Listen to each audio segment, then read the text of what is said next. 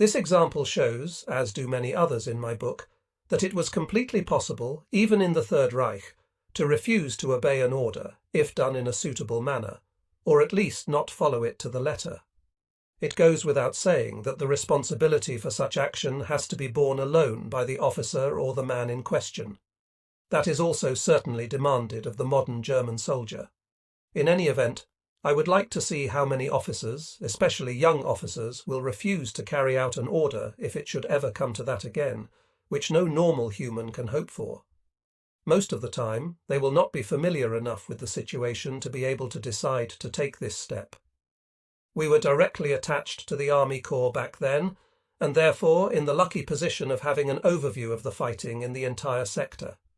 We could thus form an objective opinion. But each of us always had to carry complete responsibility for any operations on our own initiative, especially for the changing of an order or the refusal to carry it out. Enthusiastic acceptance of responsibility is the most prominent characteristic which must be demanded of an officer. That is nothing new, and everyone who was in the war will be able to cite examples of that. If a small fry undertook a tiny advance at his own initiative and the thing succeeded, then he was praised. Under some conditions, he was rewarded. If the operation failed, on the other hand, then he stood in front of a court-martial. Given those conditions, we too were able to make decisions on our own back then. Those were decisions whose necessity later became self-evident. It's clear that such opportunities were offered much less frequently to the platoon leader or company commander of an infantry unit than to a subordinate leader of an army-level battalion, such as we were. But that won't be any different in the new armed forces. The requirement to obey only sensible orders stems from false assumptions. It will also be very rare in the future to have people who refuse to obey orders and are then not punished. It has to be that way. Military success is impossible whenever everyone carries out only the order which appears to be sensible and necessary to him, as observed from his perspective. By this time, we were only providing security at the command post of the battalion with which we had conducted the attack at Maruga. When I woke up one morning, Feldwebel Kirscher had disappeared. I asked around and heard to my surprise that I had summoned him while I was sleeping. I had ordered him to move to the front lines and pull security there. I couldn't remember that. I also never would have sent a tank to pull security by itself, especially at night. Feldwebel Kirscher was a good man, however, and drove out there in accordance with my order. I called him back via the radio. A similar occurrence happened to me with a wheeled vehicle driver. He reported to me because I had requested him from the support base to go on reconnaissance. Half asleep, I sent the good man away again and stood there without any means of transportation after I had finally woken up. To avoid further misunderstandings of this type, I dictated that I wasn't to be considered of sound mind until I had stood upright. All of us were so tired back then that we only regained our senses with difficulty after we had fallen asleep wherever we were at the time. Oberfeldwebel del Zeit found the best solution. If I slept somewhere whenever there were a few minutes of time and he wanted something from me, he grabbed me by the collar and sat me upright. Everything was okay then. It really woke me up. Looked at from a present-day perspective, of course, that was a very bizarre method. Our former company commander, von Schiller, whom I had to relieve from command, was transferred back home to a service school as a tactics instructor during this time. He was fortunate that Graf Strachwitz went back to Germany then for the award of the diamonds to the Knight's Cross, and that we had been pulled out of the Narwa sector. I never found out anything about proceedings against him because no one wanted to bring up the unpleasant topic. Only Oberfeldwebel Sveti had been questioned as far as I knew, but otherwise the entire affair appeared to have blown over. As far as I was concerned, it was for the best that way. Von Schiller remained as a special purpose officer in the battalion until his transfer in July 1944. I had been given temporary command of the company. Actually, both of us were probably fortunate that fate had brought us together. Had I had a different company commander, I never would have had such a satisfactory assignment or any of my success. In addition, von Schiller never would have been a company commander for so long if he had received a less circumspect and understanding officer in the company. Anyone else would have probably reported him long before the matter took its own course. He even became a Hauptmann ahead of others, and thus escaped with only a black eye. I believe that both of us are aware of this if we are honest with ourselves.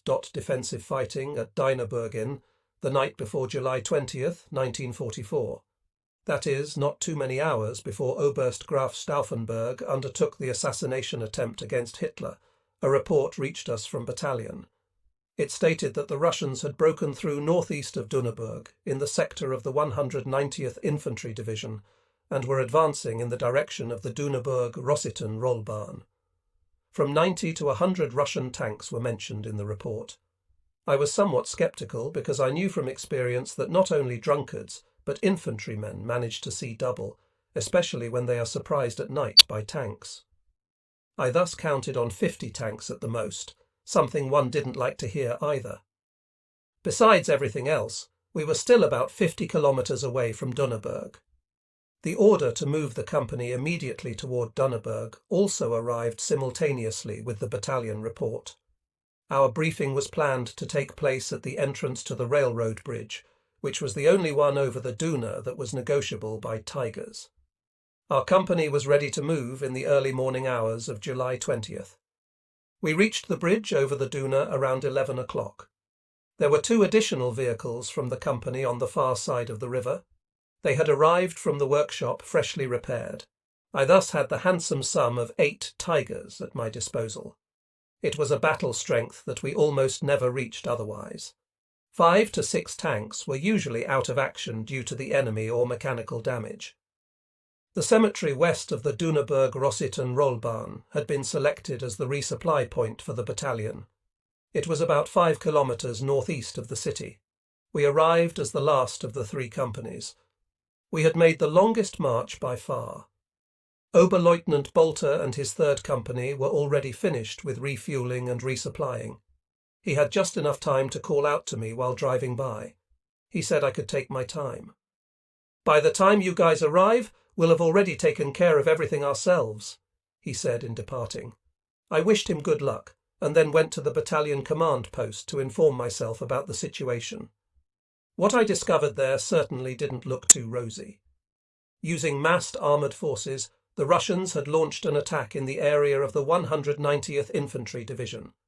They obviously had the objective of reaching the Düneburg-Rossitten Rollbahn, cutting it, and then advancing on the city from the north. They had succeeded in making a deep penetration. Our command still didn't have a clear picture of whether it was a breakthrough. Most of the infantry units were moving, and they had already moved the division command post back considerably. Ivan had quite correctly recognized that the German command had tossed all available defensive weapons into the area around Dynaburg to protect the open flank, which soon reached all the way to Vilna.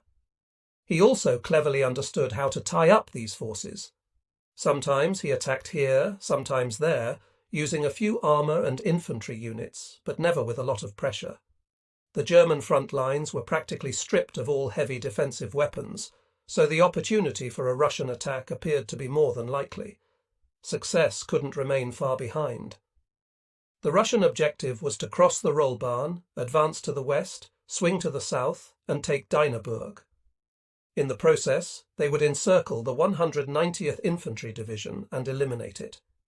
The German command had assembled all the defensive weapons south of Dynaburg.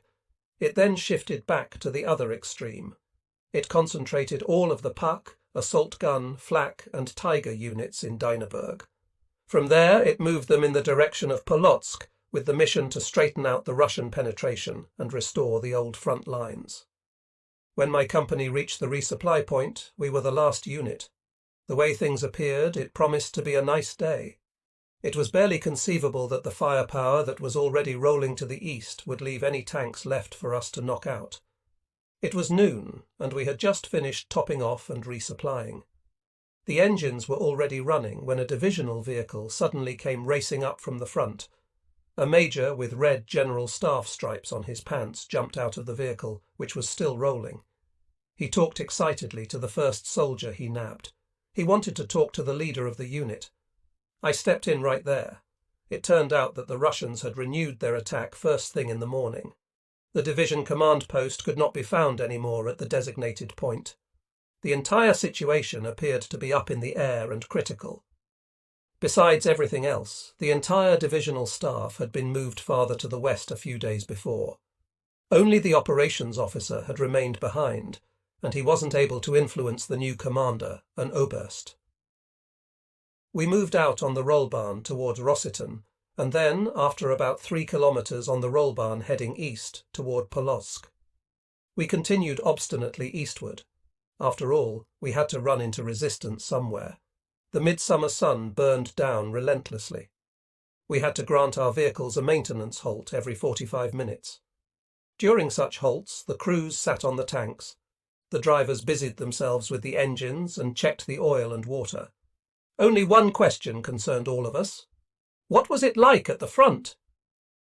I suddenly heard noises in the distance. I called up Kershaw and indicated toward the north, where weapons firing was clearly heard, the unmistakable hard barking of tank cannons. Had the Russians already advanced to the west farther north and parallel to us? Acting quickly, I got into the VW Kubel with Kershaw. Using field paths, we took off toward the northwest to the Duneberg-Rossitten Rollbahn. What transpired in front of our eyes is barely capable of description. It wasn't a withdrawal anymore, but a panic-stricken, headlong flight. Everything and everybody was heading toward Duneberg. Trucks, wheeled vehicles, motorcycles. Everything was completely loaded down. No one could be persuaded to stop. It was like a river that swells whenever its tributaries flow into it after a rainstorm. The road could scarcely contain the turbulent traffic. This spectacle said it all to us. It proved that the Russians must have actually penetrated deeper and scared off all the train's elements. The panicky race to the south slowly subsided. Only occasional vehicles still passed by us. Finally, we were able to move toward the north to find out whether the Rollbahn there was still free of the enemy. We had scarcely driven a few kilometres when we saw an Unteroffizier running in the ditch, as if he were running for his life. Agitated, he stopped us and cried out, "There are already Russian tanks in the next village." We were happy to finally discover something definite and took him along in our Kubel, where he started to breathe more easily. But he was visibly nonplussed that we continued to travel north. "I really did see 2 T-34s, he said out of breath. He probably had the impression that we didn't believe him. The Rollbahn soon climbed slightly. Our guest made it clear to all of us that behind the rise, somewhere in the valley, was the village he had mentioned, in which there were already Russian tanks. The village was called Malinava. We left our Kubel on the reverse slope. We crossed the terrain and sought a place where we could see the village without difficulty with the binoculars. It was about 1 kilometre in front of us and was over 1 kilometre long, a typical linear village in Russia. We could clearly make out 2 Russian tanks at the entrance to the village. They couldn't have been there very long, because movement in the village could still be recognised. More tanks were moving over the Rollbahn. We clearly saw that Ivan was setting his vehicles up to circle the wagons and await the main body. We soon received a new visitor. A motorcycle raced up to us from the south. An Oberleutnant climbed out of it. We then received the information we desired about the firefight that had caused our reconnaissance trip. The Oberleutnant reported that there was an assault gun battalion north of Malinava that had tried to break through to the south.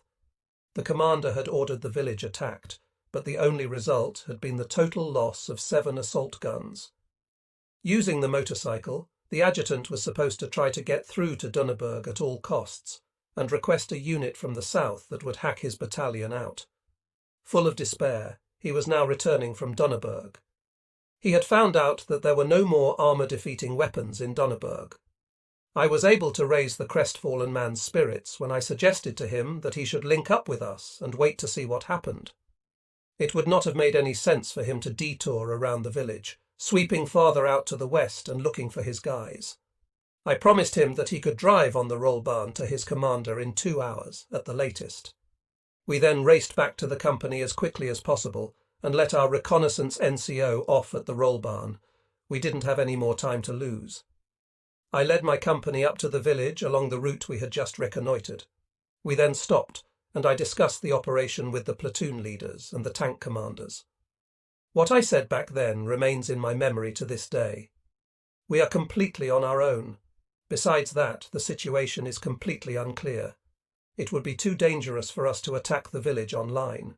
We have to get through this without losses, if at all possible. Behind the village, an assault gun battalion has already suffered heavy casualties, but that's not going to happen to us. We're going to orchestrate everything as follows. 2 tanks will drive into the village at full speed and surprise Ivan. He must not be allowed to fire a shot. Lieutenant Nienstedt will bring up the remaining 6 tanks. Herr Nienstedt, you will remain on the reverse slope until I give you further orders. Let's just hope that the patron saint of radios isn't sleeping. Herr Nienstedt, this is your first operation with us. Remember one thing more than anything else. As long as you are patient, everything will work. The first 2 are Kirscher and me. Everything else should be obvious. What will happen later will be determined by the situation as it develops. That was our short orders conference, and that was all that was needed. I then took my trackmate aside and discussed everything with him that was important.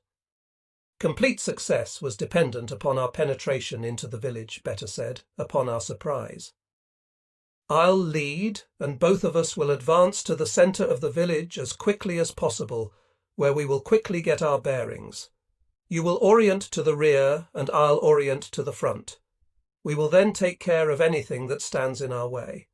I estimate that at least 1 company is in the village, unless the rest of the Russian battalion has closed in the meantime. I patted Kirscher on the shoulder. After a short, "Let's go." We were sitting in our tanks. We quickly checked our radios, and the engines were started up. In a flash, we were over the slight rise and in the Russians' line of sight. My driver, the outstanding Berish, got everything out of our crate that he could. Each of us knew at that point that only speed was decisive. Both of the Russian tanks covering toward our side didn't initially react at all. Not a shot was fired. I immediately drove just past the centre of the village. It is difficult to recount what took place after that, due to the abrupt and lightning-fast chain of events.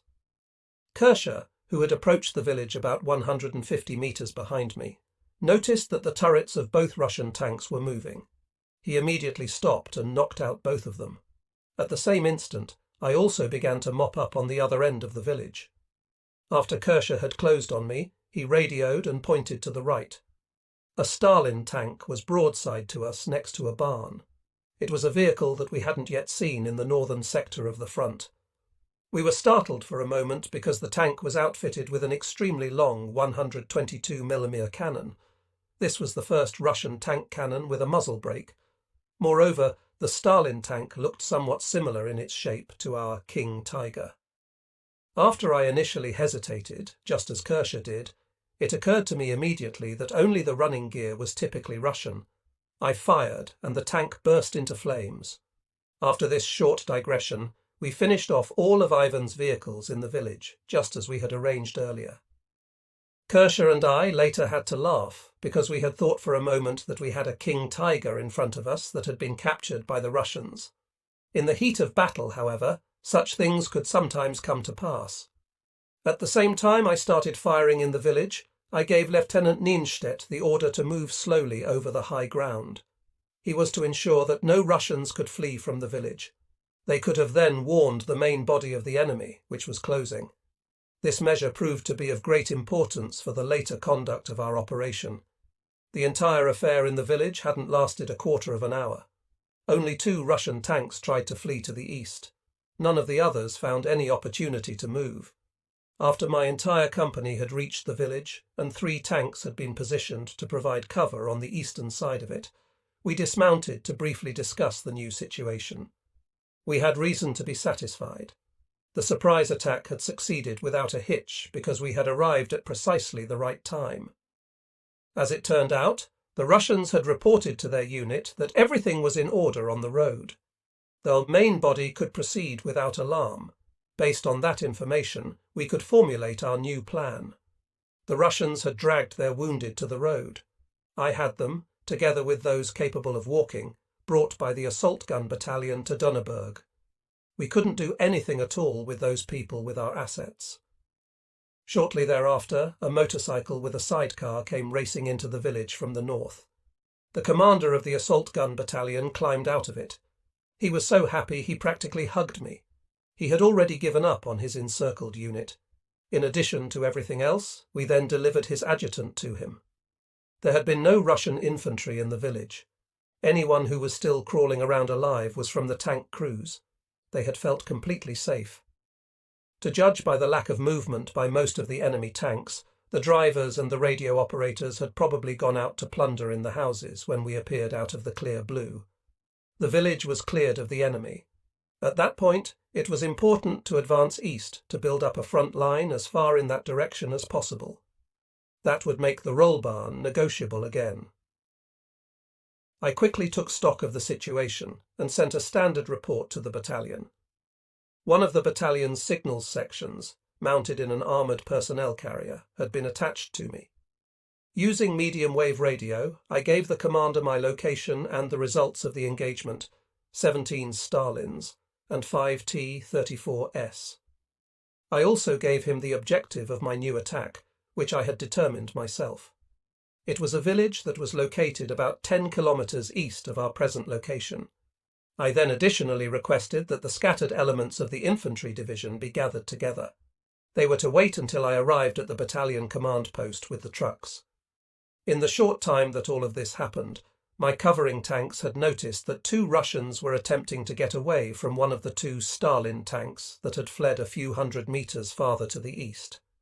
They moved extraordinarily well in the terrain, and one of them had something that looked like a map board under his arm. One of my Tigers drove after them, but it only brought back the map board. The Russian officer, a major, had shot himself at the last minute. He was the commander of the 1st Tank Brigade, Joseph Stalin, as we determined later. His comrade had been mortally wounded.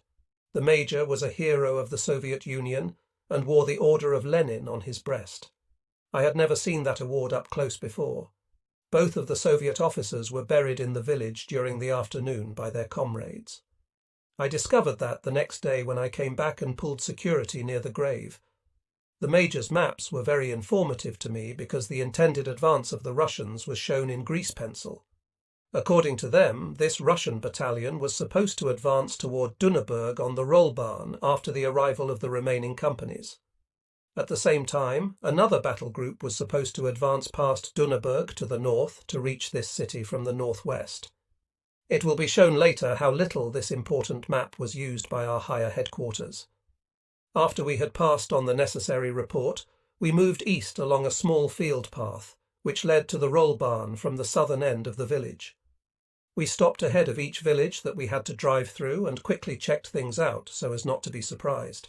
But nothing could be seen of Ivan anywhere. We thus reached our objective at 5 p.m. without any delays. The village I selected on the map was about 10 kilometres east on the Rollbahn from the tank graveyard that we had just established. A small brackish creek flowed north past the edge of the village.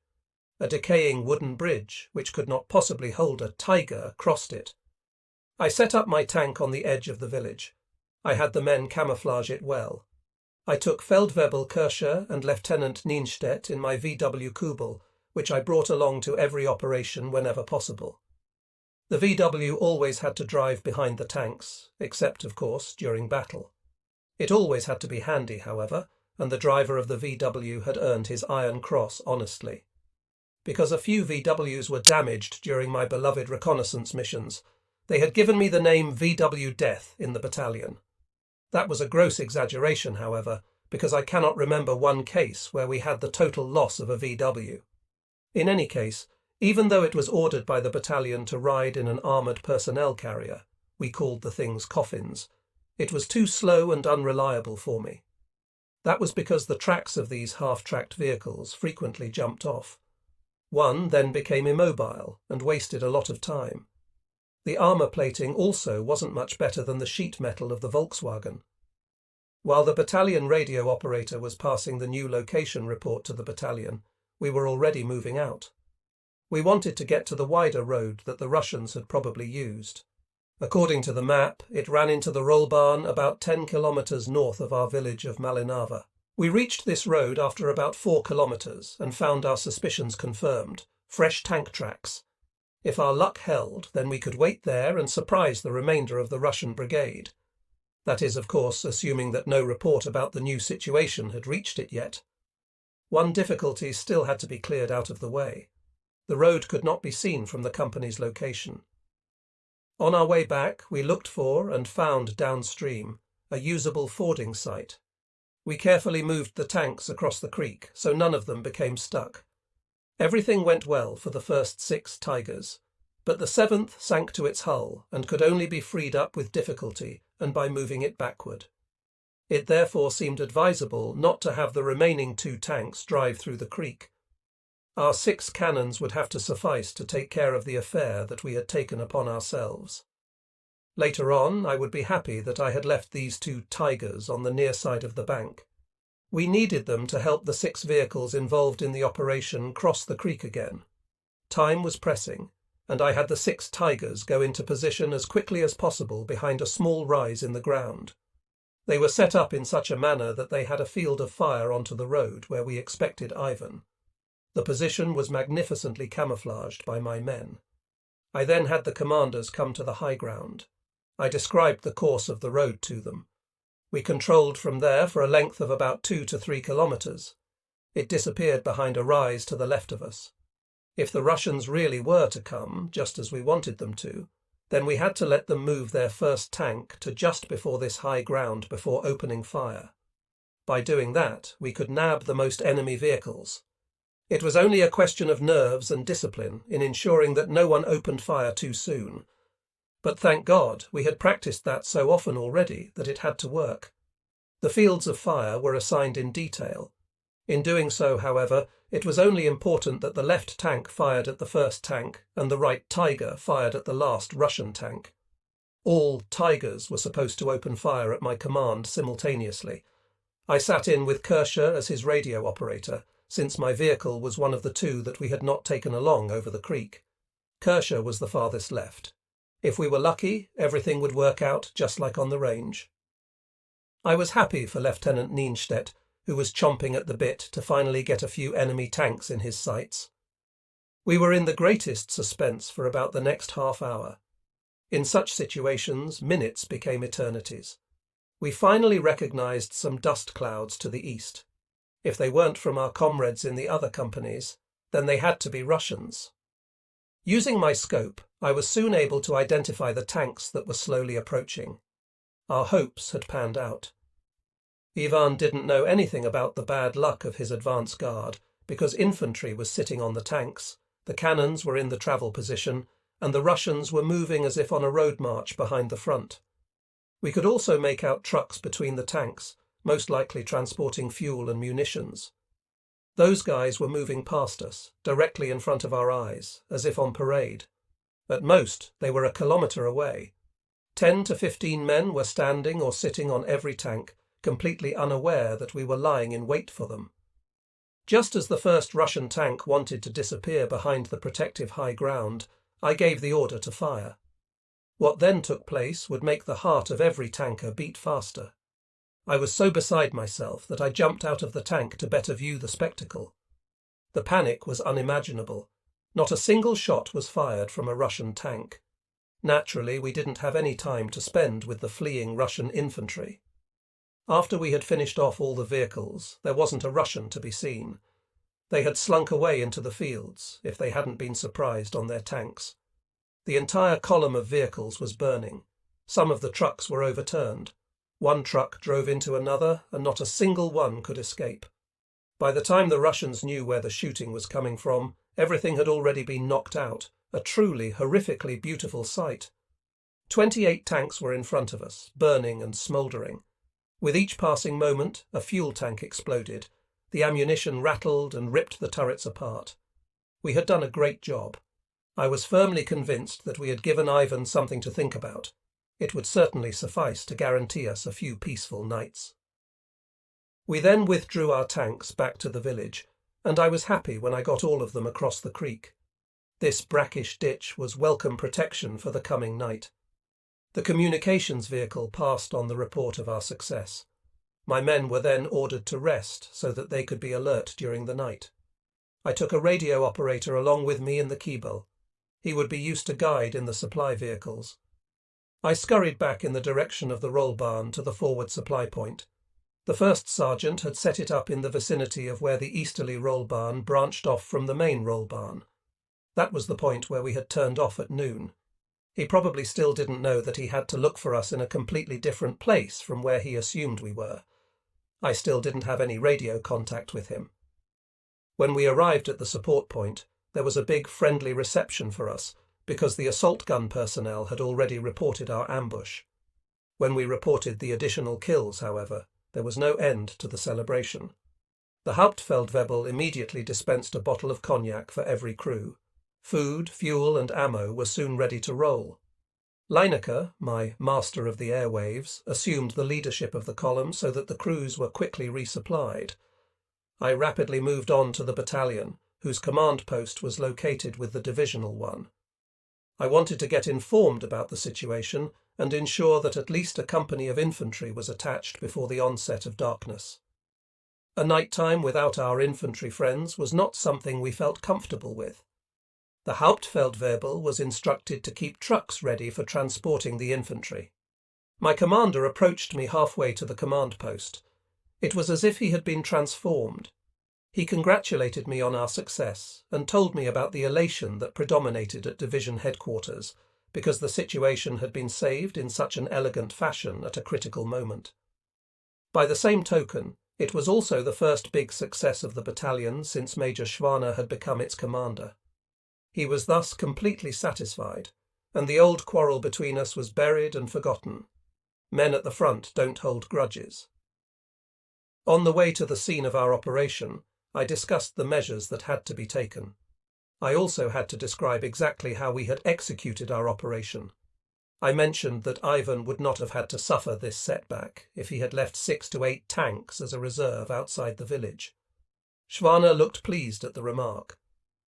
But then, Herr Carius, you would have certainly taken a beating in the village.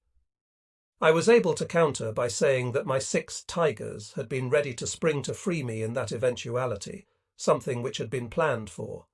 But I admitted that everything certainly would not have gone so smoothly. While riding to the front, we encountered the operations officer of the infantry division, who had the misfortune of having to work with the new divisional commander. He had taken a look at the knocked-out Russian tanks on the roll barn, and we discussed the rebuilding of the front line, as had been worked out by division. The new front line was intended to be in place by the following morning, and contact to the north and south was also intended to have been made by then. Major Schwaner placed all of our trucks at the disposal of the infantry for transporting their men. We thus entertained hopes that the front would again be in order by the grey of morning.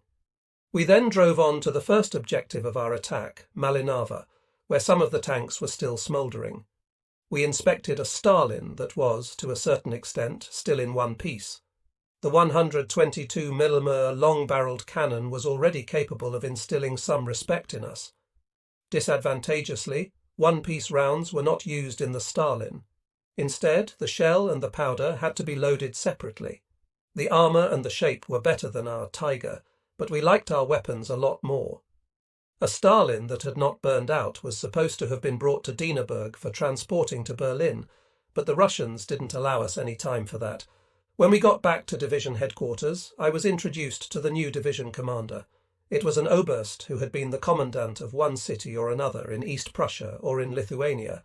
He thought he had discovered the strategist in himself. He was a man who never allowed a word in edgewise from his operations officer, who had been in a combat division on the Eastern Front from the beginning. I've always regretted having to work with divisional commanders of this calibre, especially in the last weeks and days before my forced departure home. This was especially true after having experienced only terrific men up to then. I still think back to those men with eternal gratitude and the greatest of respect.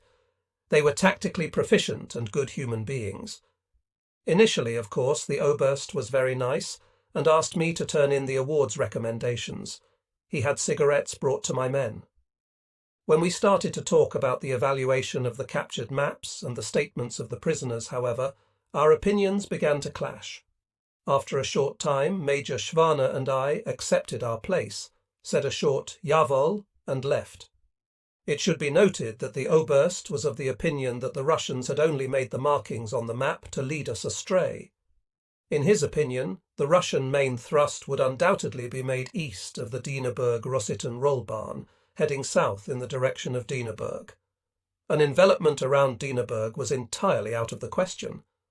Unfortunately, a few days later, I would find out with my own body how correct we had been.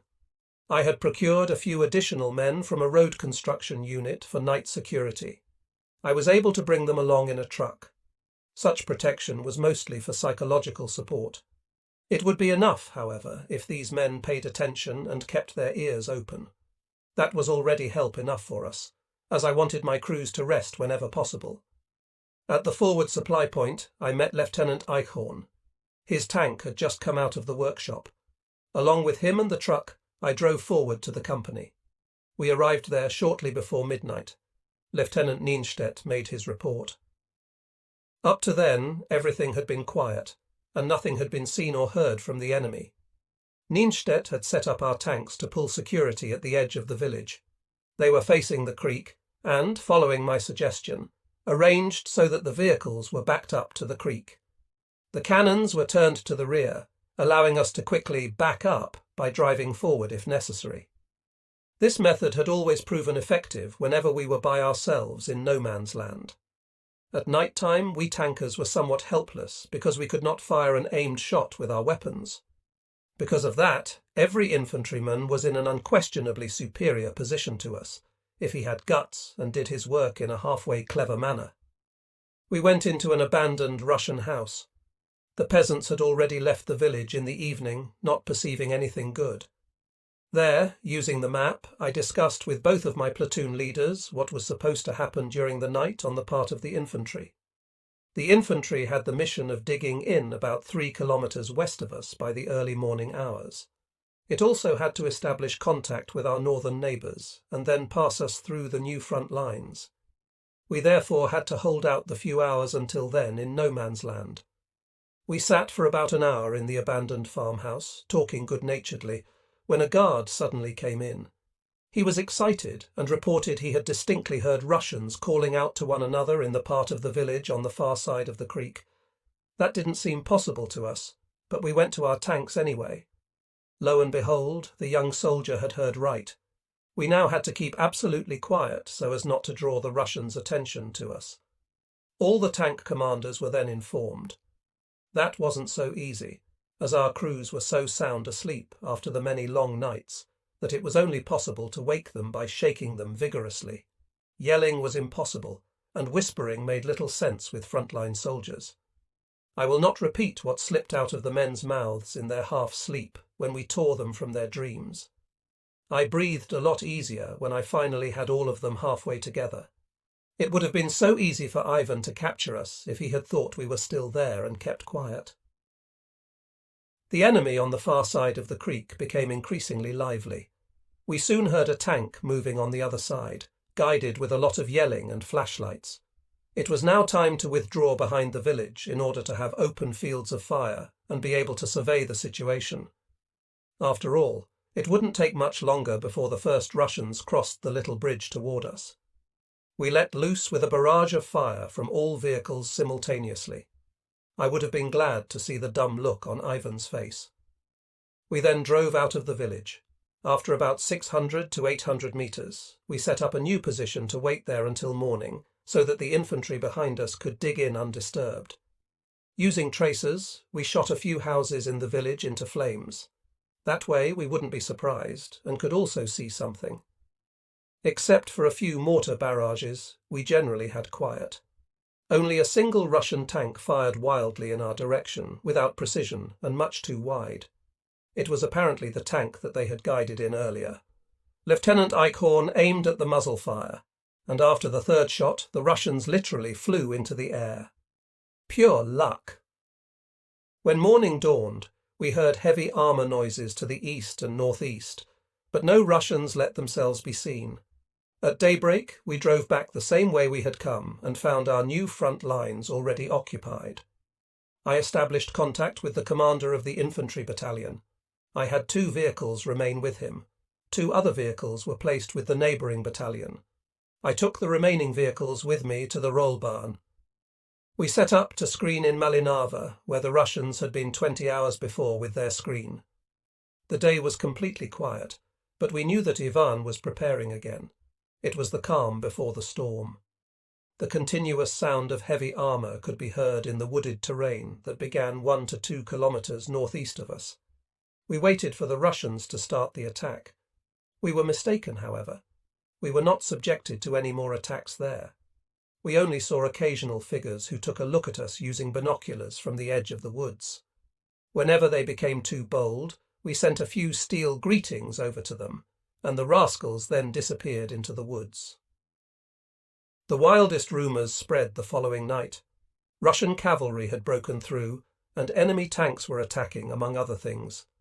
But the Russians weren't even considering running up against our defensive front. Unfortunately, we made it much easier for them later when the front at Dieneberg was shifted and the roll barn evacuated. The situation was as follows. The division had set up all armour-defeating weapons, assault guns, Tigers, anti-tank guns and anti-aircraft guns, along the road that went from my supply point toward Polotsk. These were to turn back the anticipated Russian attack to the south. Someone was located every 50 to 80 metres and waited for Russian tanks. But Ivan didn't come. The next day also went by quietly. The Russians brought more and more tanks into their assembly areas, however. A Stalin played a dirty trick on me when it shot off my right drive sprocket. I didn't find that out until I wanted to back up after the unexpected concussion and explosion. Feldwebel Kirscher identified the guy right away. He also hit him in the front, but our SS-NM cannon couldn't penetrate the heavy armour of a Stalin from that angle at that distance. Despite that, the Russians still preferred to withdraw. July 23rd didn't bring the expected attack either. An unusual quiet reigned on both sides.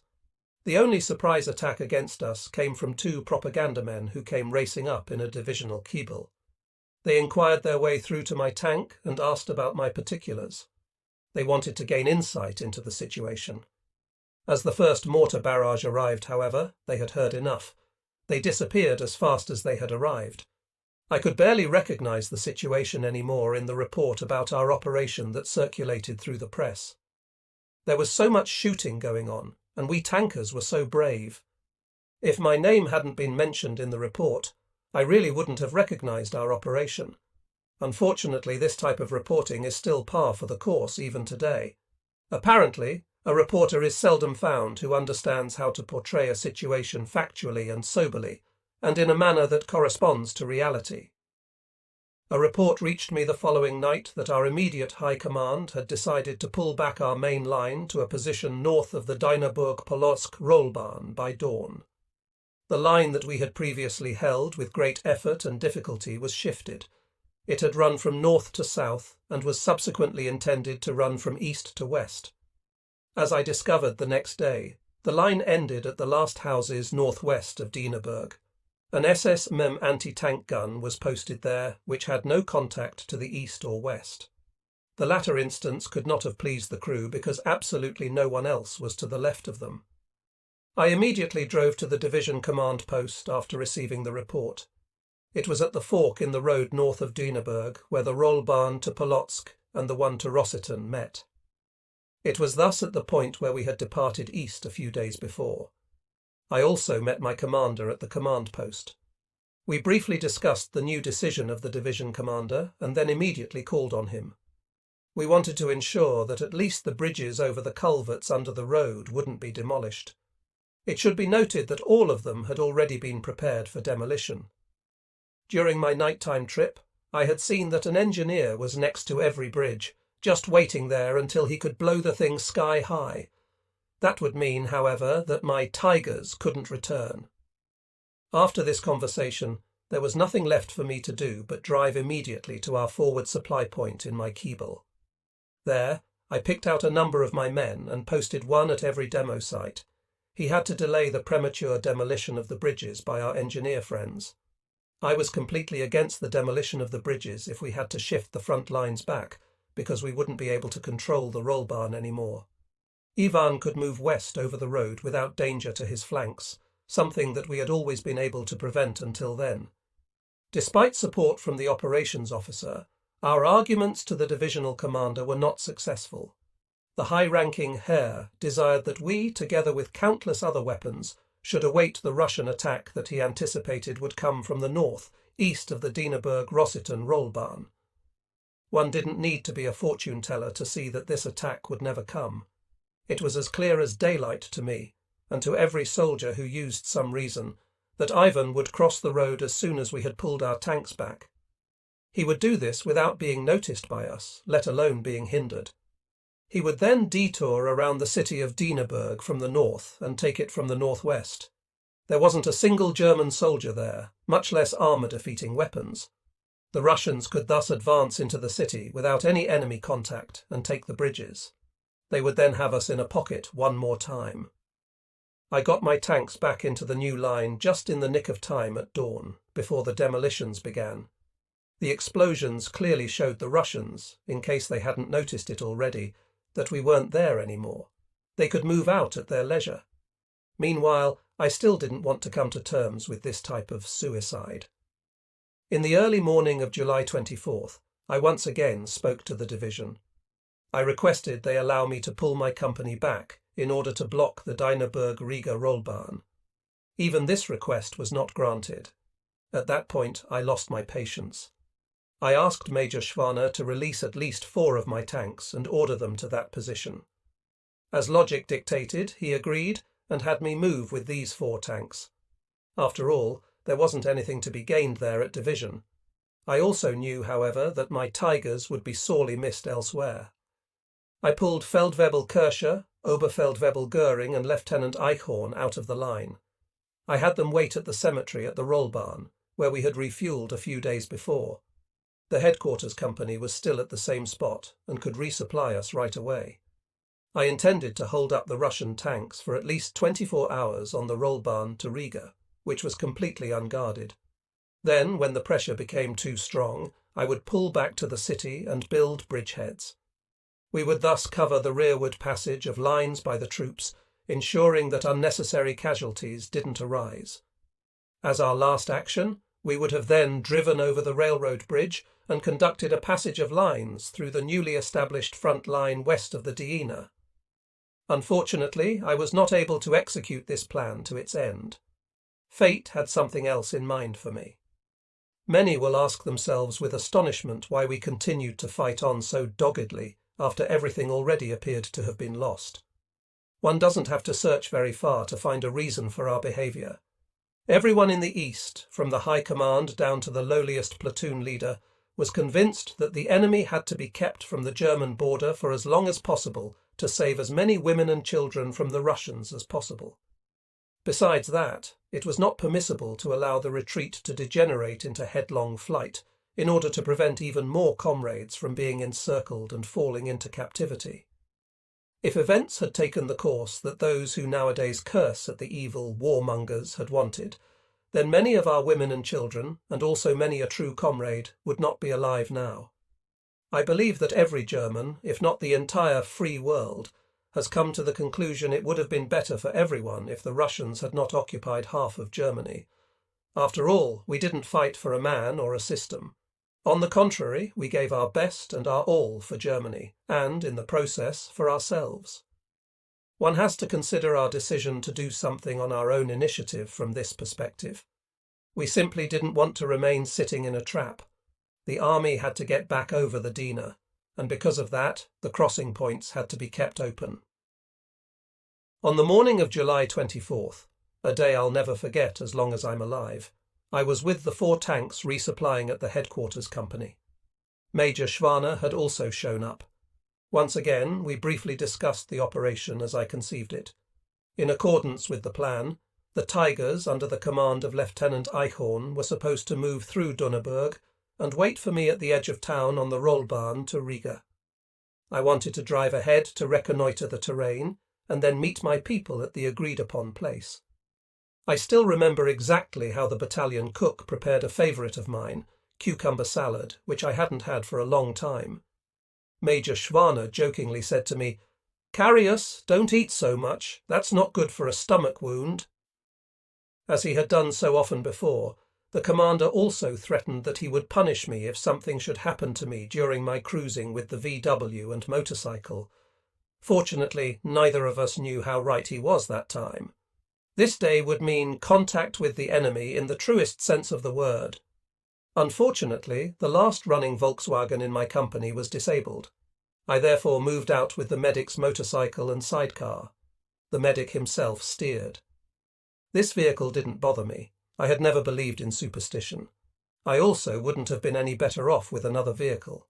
There was also an incident that wasn't without its comic side. In the early morning hours, the driver of my Volkswagen Kubel had come running up to me out of breath. He excitedly told me that he had been knocked out by a Russian anti-tank gun. The motor was destroyed, and he had left the vehicle standing on the roll barn. It would have been very unpleasant for me if he had really been right.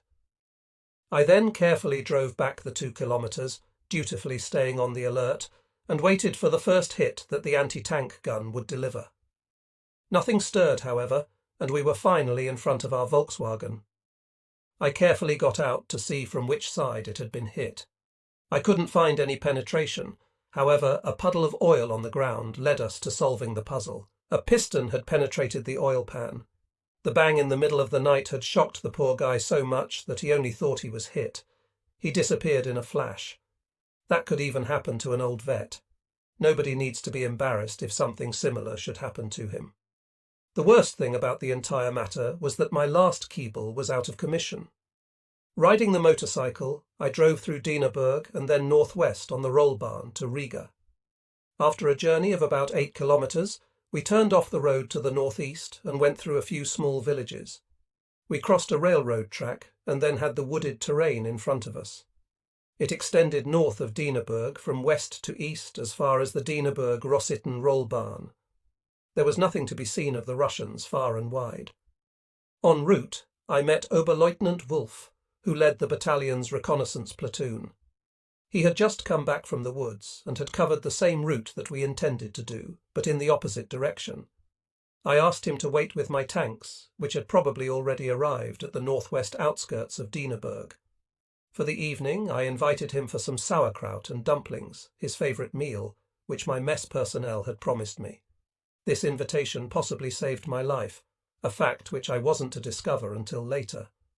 If his Keeble had not been available, I wouldn't have reached the hospital in time. Riding in the motorcycle, we then drove east into the woods until the Dienerberg city line. We turned south and reached the anti-tank gun that formed our boundary on the extreme left of the front, but which didn't have contact to the right. At first, however, the men who were covering to the north assumed we were Russians. They recognized us, thank God, just in time. I briefly explained to the commander of the piece what we intended, and that we would soon assume positions to the left of him. If we intended to pull back to Dienerberg, I would inform him. In the meantime, it had become afternoon, and I had returned to my tanks on the Rollbahn. I took along both of the Tigers, which had set up for security about 2 kilometres north of the road. The tank commanders were Eichhorn and Göring. The other 2 tanks followed, and we then drove the same way that I had previously reconnoitred with the motorcycle. We had to cross over a few small bridges after we had turned off the Rollbahn to the northeast. These planned bridges were so short that they held even our tanks. Only one of them was too long. Fortunately, however, we found a ford and finally got to the railroad line without incident. The trains were backed up there, some of them with wounded, and everyone wanted to go to Riga. The line was completely blocked, however. The railroad men were already preparing to leave the trains because they thought the Russians were approaching. They already imagined that they had heard a few shots. When they saw our Tigers, they calmed down again somewhat, especially when I assured them that they could wait with confidence, at least until the evening and our return. Perhaps they could continue then with their trains. They did in fact actually succeed in getting away by train later. I had a man from the reconnaissance platoon placed at each of the bridges we passed, because all of them were already prepared for demolition. The engineers weren't there anymore, by the way, but it would have been easy for anyone to light the fuses before we had returned. I wanted to avoid that at all costs. The engineers had been very active everywhere. They had even turned around the signs in the hope that Ivan would perhaps drive the wrong way.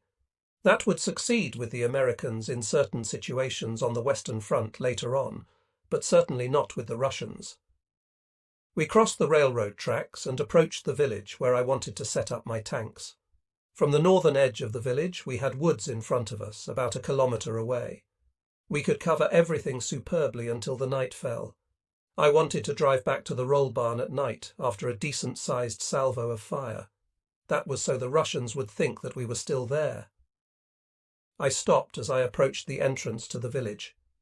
It was a small village, whose street in the centre made a right-angled turn toward the northwest and continued as a field path. Something or other didn't appear to be right to me. People sometimes get a sort of sixth sense in extraordinary situations in their lives. I looked over the houses with my binoculars and found it strange that there wasn't one person to be seen on the street. The women were gaping behind the windows, however. A boy came running up to me from the village, and I stopped him.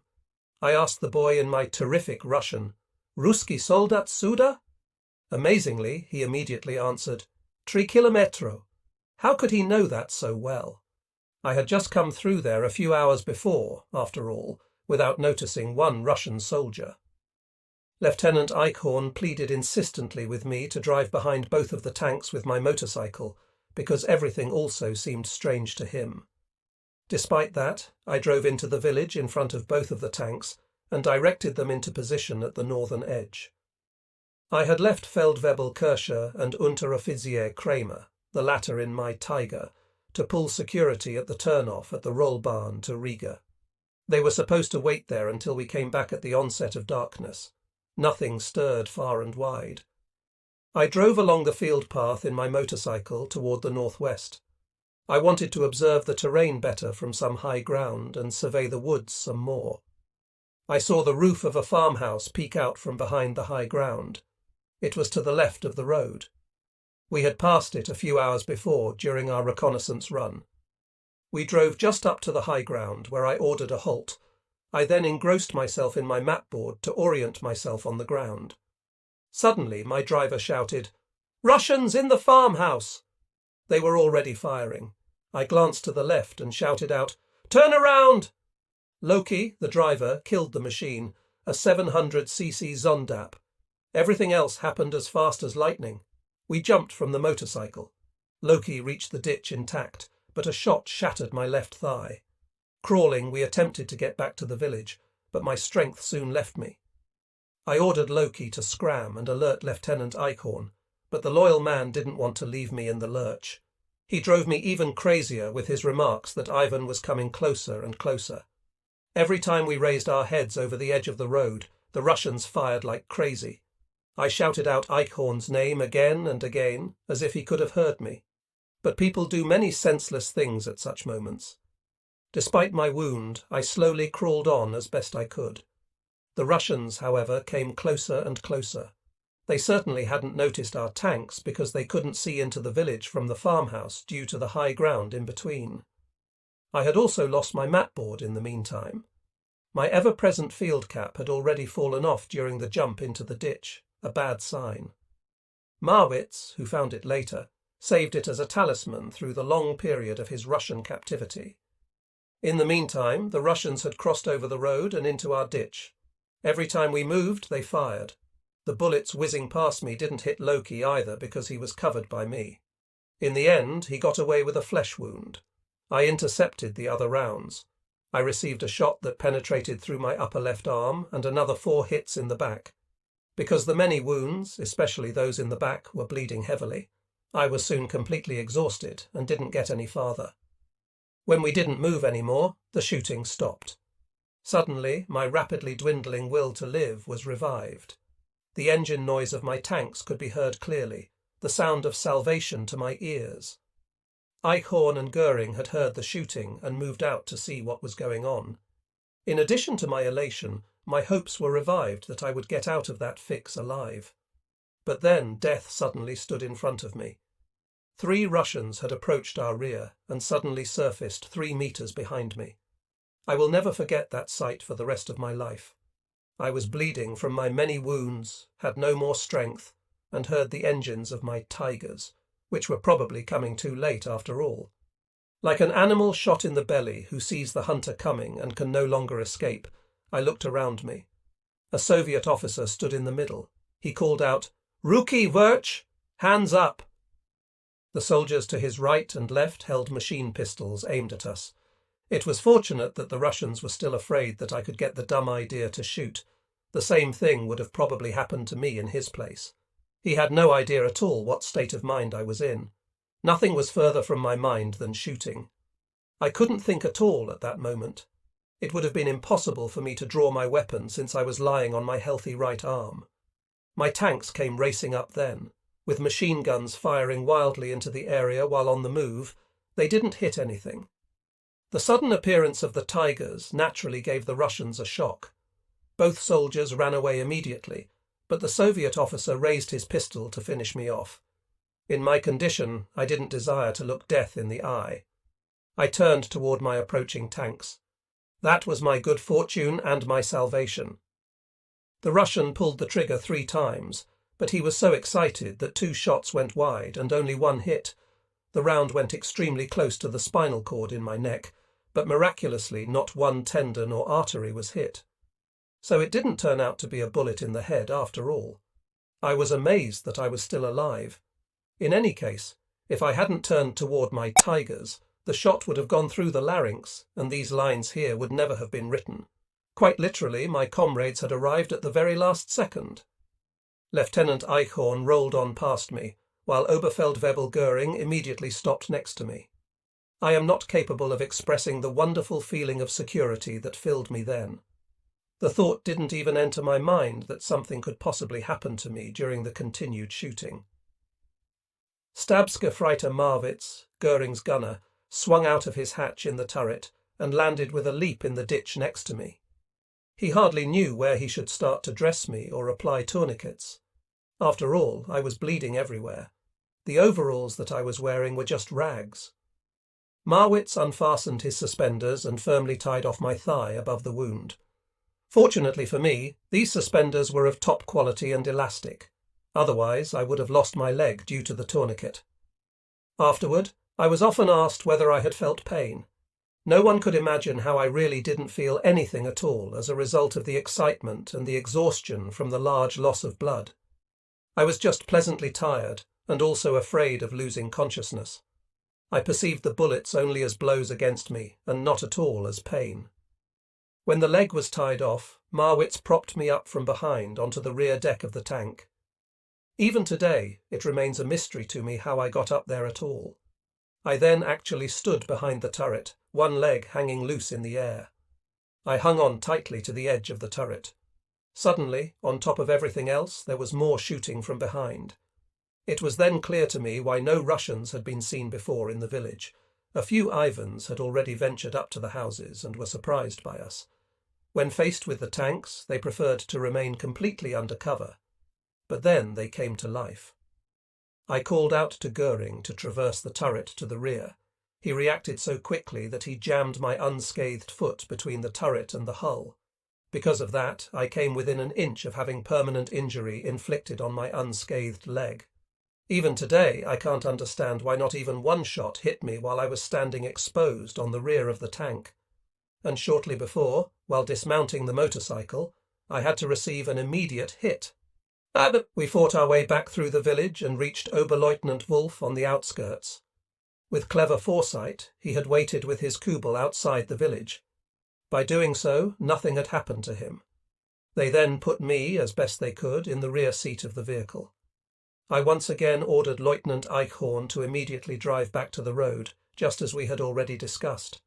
He was to blow the bridges, where our people stood as guards and awaited our return. Unfortunately, Eichhorn didn't follow my order. When the Kubel finally moved and I knew I was finally saved, I collapsed completely. I was completely bled out and could only talk softly. Wolf came from Pirmasens, which was only 24 kilometers from my hometown. He held my head in his lap and boosted my spirits. I could only whisper, "Tell my parents how everything was and that I couldn't do anything to prevent it. I feel like it's just about all over for me." Wolf also didn't believe that I would survive the trip, as he later wrote me.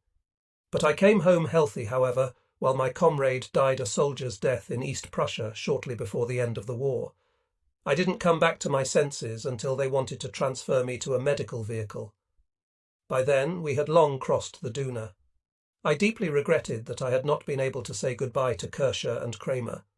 The people attending to me had also dispensed with driving me by the battalion, as I had desired to do prior to my evacuation. Of course, it didn't occur to me why they took everything so seriously as they hurried along. In my misery, I also didn't receive anything to drink, although I had a terrible thirst after my large loss of blood. The conscientious medics were afraid, however, that I could have a stomach wound. Today I have to agree with them, but back then I cursed up a storm. I had been wounded around 8 p.m. and regained my senses at the main dressing station around 1 a.m. Even today, I see Hermann Wolf dashing about like a madman looking for a doctor. After Wolf had finally found one, the doctor determined that my leg probably couldn't be saved, because it had been tied off for so long. Fortunately, however, blood began to circulate again after half an hour, and no artery had been damaged. I was thus able to keep it. The doctor gave me a shot of morphine. When I woke up again, I was the prisoner of a cast. With the exception of my right arm, my right leg, and my head, nothing could be seen of me. I felt more than uncomfortable. I then received another blood transfusion, after which I noticeably revived. It should be noted that the donor was also someone from Pirmasens.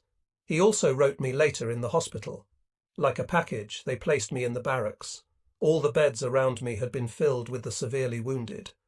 When I saw the suffering of these comrades, who continuously moaned in agony, I felt, besides compassion, deep gratitude that I had got off relatively well.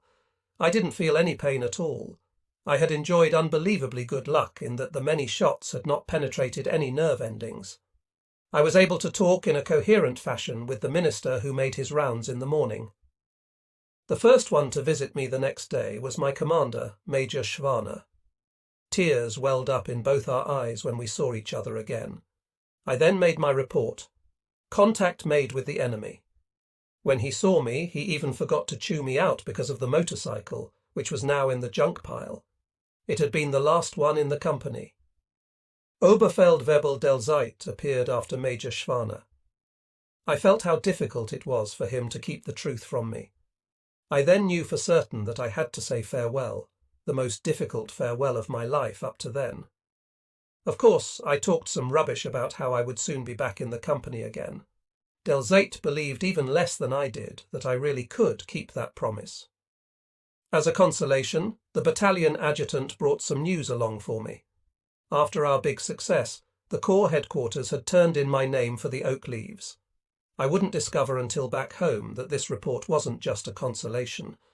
My condition improved noticeably during the day. I noticed this change because I got an urge for a cigarette. The doctor, who wanted to deny me the cigarette, remarked that I had been shot in the lungs, something which strictly ruled out smoking. I continued to plead, however. It was precisely through smoking that I could prove that my lungs were in order. In case my lungs had been penetrated, the smoke would have to escape out of the wounds in my back. The medical man couldn't deny my logic. My persistency in begging had probably convinced him that things were looking up for me again. I continued to grumble about my fate, however. I simply couldn't understand why I had to get shot right then, when my fellow soldiers needed me so much. On the day I was wounded, of all days, I had officially been named company commander by battalion order. Unfortunately, the pleasure of receiving that post had been of short duration.